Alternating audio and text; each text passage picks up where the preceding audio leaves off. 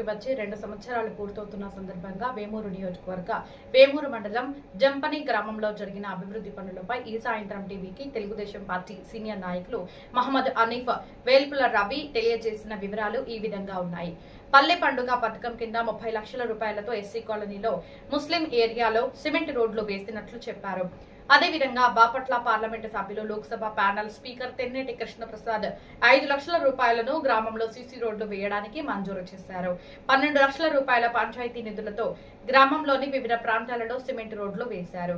20 మంది అనారోగ్య పాలై సీఎం రిలీఫ్ ఫండ్ కొరకు స్థానిక నాయకుల ద్వారా వేమూరి శాసనసభ్యులు తెలుగుదేశం పార్టీ పాలిటీ బ్యూరో సభ్యులు అయిన నక్కా ఆనందబాబుని సహాయం కోరగా సీఎం రిలీఫ్ ఫండ్ ద్వారా 12 లక్షల రూపాయలను మంజూరు చేయించి చెక్కు రూపంలో అందించారు. మేము అడగగానే వెంటనే స్పందించిన తెలుగుదేశం పార్టీ గ్రామ నాయకులకు స్థానిక శాసనసభ్యులు నక్కా ఆనందబాబుకి జంపని గ్రామస్తులు కృతజ్ఞతలు తెలియజేశారు. వేమూరు మండలం జంపని గ్రామం నుంచి మాట్లాడుతూ ఉన్నామండి.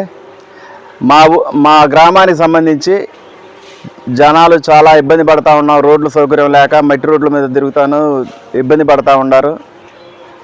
దీనికి సంబంధించి ఎమ్మెల్యే గారి దగ్గర ఈ విషయం ప్రస్తావించినప్పుడు ఎమ్మెల్యే గారు వెంటనే స్పందించి 2024 అక్టోబర్ నెలలోనే మాకు 30 లక్షల రూపాయల రోడ్ల నిమిత్తం సీసీ రోడ్ల నిమిత్తం ఈ గ్రామానికి కేటాయించడం జరిగింది.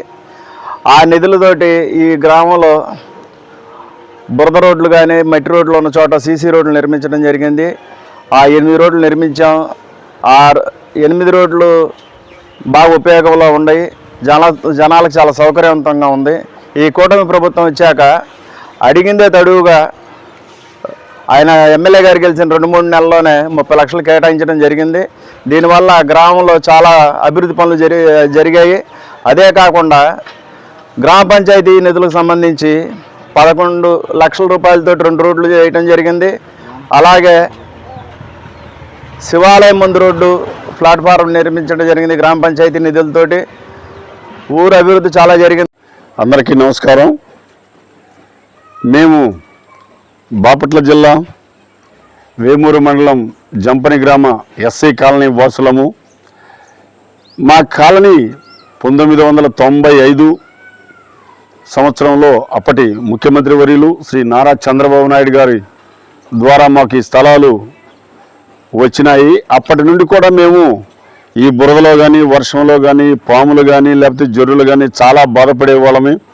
ఆ బాధ నుండి మమ్మల్ని విముక్తిగా చేయుటకు స్థానిక నాయకుల్ని మేము విన్నవించగా స్థానిక నాయకులు స్థానిక శాసనసభ్యులకు తెలియపరచగా వారు వెంటనే మాకు నిధులు మంజూరు చేసి సిమెంట్ రోడ్డు వేసినారు. అందులో భాగంగానే మా ఎంపీ వర్యులు తెన్నేటి కృష్ణప్రసాద్ గారు, ఎమ్మెల్యే ఆనందబాబు గారు, ఇతర అధికారులు అందరూ స్పందించి మాకు మంచి చక్కని రోడ్డును అందించారు.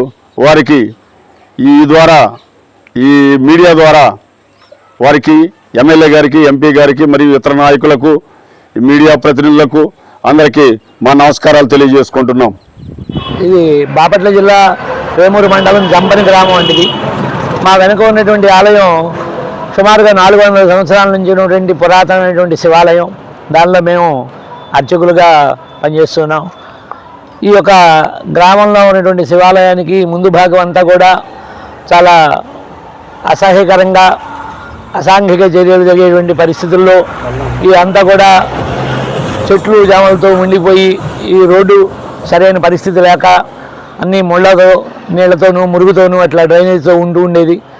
ఆ సమయంలో మేము ఈ కూటమి ప్రభుత్వం వచ్చిన తర్వాత ఎమ్మెల్యే గారు నక్కా ఆనందబాబు గారి దగ్గరికి వెళితే వారు దీని గురించి పరిశీలించి మా గ్రామం యొక్క వైస్ ప్రెసిడెంట్ గారైనటువంటి పల్లా వాసుదేవరాయుడితో మాట్లాడి ఈ గుడి యొక్క ఇదంతా కూడా మనం జాగ్రత్తగా చేయాలి అని చెప్పేసి ఒక ఆలోచన చేసి గ్రామంలో ఉన్న పెద్దలను కూడా కలుపుకొని ఈ గుడి ముందు పంచాయతీ ఫండ్ కానీ ఎమ్మెల్యే గారి ఫండ్ కానీ ఏదైనా సరే మాకు ఒక రోడ్డు వేయటం అనేది ఏర్పాటు చేశారు.